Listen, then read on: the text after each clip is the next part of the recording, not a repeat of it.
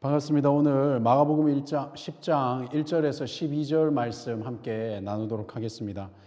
마가복음 10장은 예수님께서 갈릴리 사역을 마치시고 십자가 순환이 기다리는 예루살렘으로 향해 가시면서 본격적인 여정을 시작하는 알리는 본문이기도 합니다. 마가복음 8장 27절부터 10장 52절까지 이어지는 제자도 단락에서 예수님은 순환을 3번씩 예고하셨지만 제자들은 우둔함 속에서, 영적인 우둔함 속에서 또 때로는 이 세상의 영광만을 추구하는 그런 대조적인 모습을 보여주고 있습니다. 이런 배경 속에서 오늘 본문 10장 1절에서 12절의 이혼 논쟁은 단순한 율법적 딜레마를 넘어서서 이 세속적 통념과 기득권에 물든 인간의 완악함을 폭로하고 하나님의 나라의 창조 질서를 회복하도록 촉구하는 복음적 제자도의 핵심 교훈과도 맞아 들어간다 생각을 하고 있습니다. 먼저 1절을 보시면 예수께서 거기서 떠나 유대 지경과 요단강 건너편으로 가시니 무리가 다시 모여들거늘 예수께서 다시 전례대로 가르치시더니, 예수께서는 주된 사역지였던 갈릴리를 떠나서 유대 지경과 요단강 건너편, 베레아 지역이겠죠. 베레아 지역으로 이동을 하십니다. 이 지리적인 이동은 단순한 장소의 변경만은 아닙니다. 십자가를 향한 예루살렘 여정의 본격적인 계시를 의미하기도 합니다. 그런 면에서는 구속적인 어떤 구속사적인 전환이라고도 볼 수 있습니다.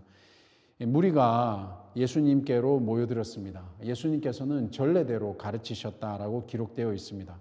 마가복음에서 예수님께서 주로 사역하신 사역의 방법은 바로 가르침이었습니다. 전례대로 가르치셨다. 십자가의 고난이 임박한 시점에서도 예수님이 선택하신 것은 말씀을 가르치시는 사역, 이 모습을 버리지 않으셨죠. 끝까지 예수님은 이 교사로서의 모습, 진리를 전수하시고자 하는 노력을 아끼지 않으셨습니다. 십자가의 죽음을 앞둔 그런 긴박한 상황 속에서도 예수님은 백성들을 가르치시는 일에 전념하셨습니다.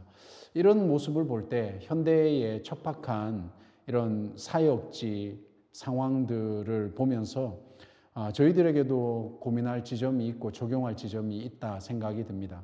개인적인 고난이 직면할지라도 우리가 해야 되는 일은 이 영혼들을 향해서 생명의 말씀을 가르치시는 이 가르침의 전례, 이 가르침의 전례를 결코 포기해서는 안 될 것입니다. 제자도에 있어서 진리를 선포하는 것은 상당히 중요한 일이기 때문에 그렇습니다. 2절입니다.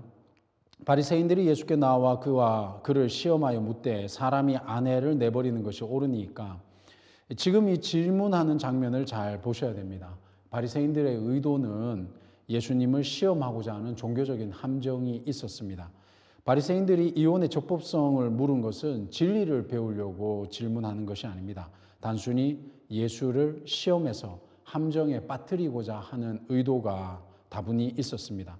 당시 유대 사회에는 신명기 24장 1절로 보여지는 이 수치되는 일에 대한 율법의 해석에 심각한 대립이 있었습니다. 조금 어려운 표현으로는 이제 샴마이 학파, 힐렐 학파 이 두 학파의 해석이 달랐는데요. 이 보수적인 샴마이 학파는 이를 간통과 같은 도덕적 수치로 엄격하게 제한하는 한편, 진보적인 힐렐 학파는 아내가 음식을 태우는 등 남편을 곤란하게 하는 모든 이유를 이혼으로 허용하는 조금 더 포괄적인 해석을 가져왔습니다. 그런데 오늘 이 질문은 정치적인 올무가 있습니다. 이 질문은 신학적 논쟁을 넘어서서 어떤 의미에서 정치적 함정이 있었냐 하면, 당시 예수님이 지나가던 본문을 보시면 요단강 건너편, 즉 베레아 지역은 헤롯 안디바의 통치 구역이었습니다. 헤롯 안디바는 동생의 아내인 헤로디아를 취한 부당한 결혼을 했던, 그리고 그를 책망했던 침례 요한이 바로 이 지역에서 처형을 당했던 지역입니다. 바리새인들은 이 지역에서 예수님이 이혼 반대 발언을 하도록 유도하고 있는 것입니다. 침례 요한이 빠졌던 정치적 죽음의 올무에 예수님마저도 빠뜨리려고 했던 의도가 아닐까 하는 의심이 충분히 들 수 있습니다. 바리새인들은 이런 율법의 허점을 교묘히 이용해서 자신들의 기득권을 지키기 위해서 예수를 제거하려고 했습니다. 그런데 이 대목은 실제로 우리에게도 많은 생각할 지점이 있습니다. 어려운 사역지에서 고군분투하고 있는 사역자들은 이처럼 세상의 정치적이고 종교적인 프레임으로 다가오는 교묘한 시험에 직면할 때가 상당히 많이 있습니다.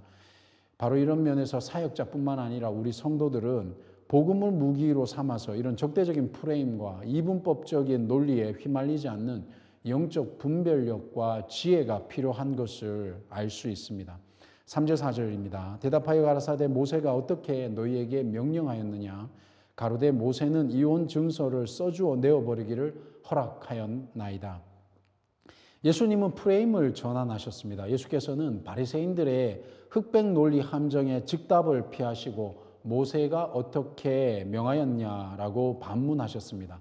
이 반문은 가이사에게 세금을 바치는 문제에서 보여주신 것과 같은 탁월한 일종의 지혜로서 상대의 올무를 빠져나가는 논의의 주도권을 성경적 근거로 가져오시는 방법론이기도 합니다. 참고로 이때 당시에는 이 이혼 문제와 세금 문제가 아주 첨예하게 대립되었다, 논쟁이 되었다라고 하는 부분을 참고하시면 좋을 것 같습니다. 바리새인들은 신명기 24장 1절에서 4절을 인용하면서 모세가 이혼 증서를 써주기를 내어버리기를 허락했다라고 대답했습니다. 그들은 율법을 자신들의 이런 이기적인 편의에 따라서 일종의 권리 허락이죠. 권리 허락의 차원에서 율법을 해석했습니다. 그러나 예수님은 어떻게 하셨습니까? 예수님은 허락의 문제가 아니라 무엇이 명령이었는지를 다시 한번 주목하게 하셨습니다. 율법주의적인 논쟁을 본질적 차원으로 끌고 온 겁니다.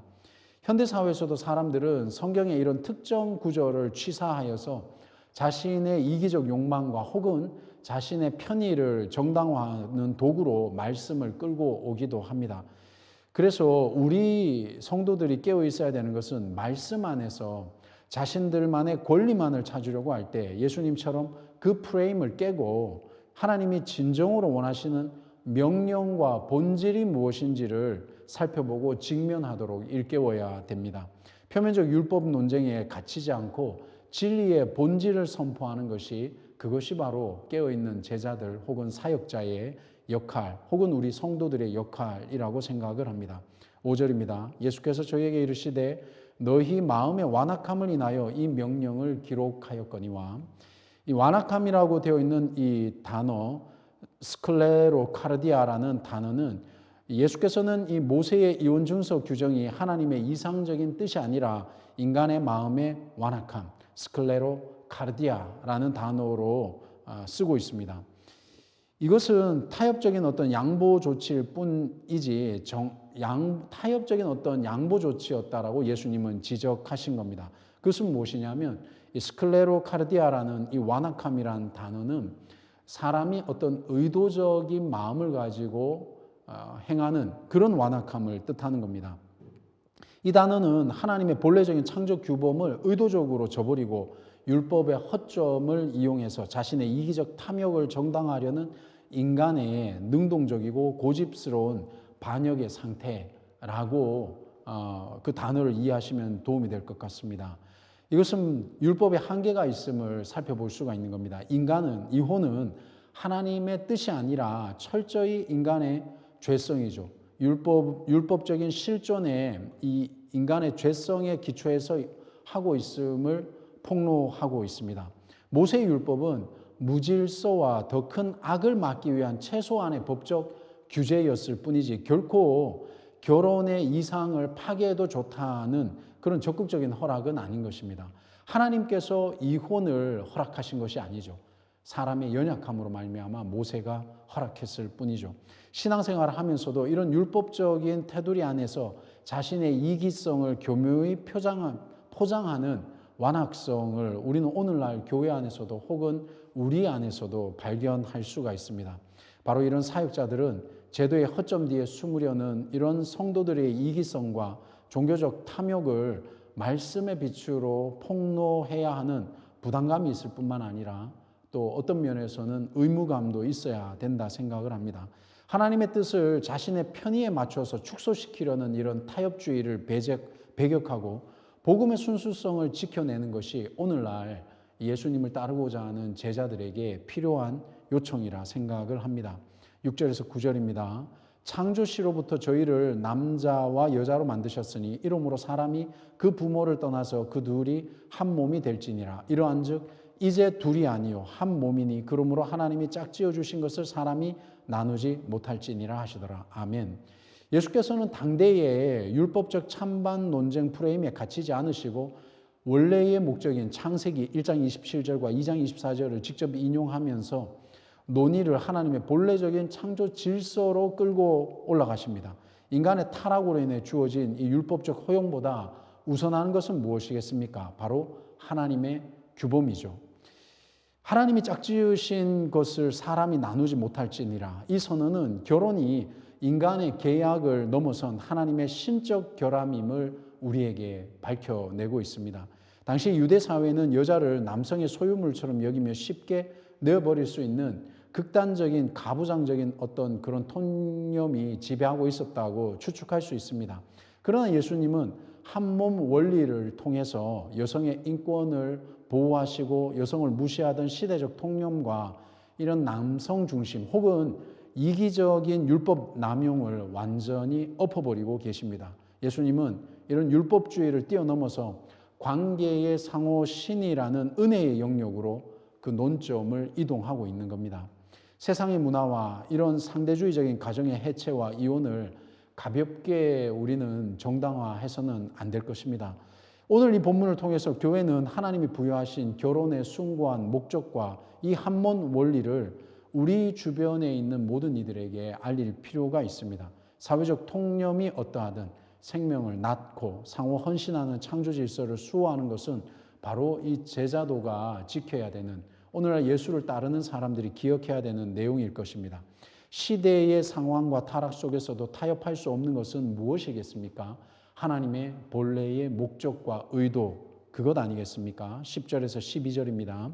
집에서 제자들이 다시 이 일을 묻자온대 이르시되 누구든지 그 아내를 내어버리고 다른 데 장가드는 자는 본처에게 간음을 행하며 또 아내가 남편을 버리고 다른 데로 시집가면 간음을 행함이니라. 이 본문은 설명이 많이 필요하지만 그 부분을 다 다루기는 조금 어렵습니다. 그런데 오늘 집 안에서라는 공간적 배경이 설정되어 있습니다.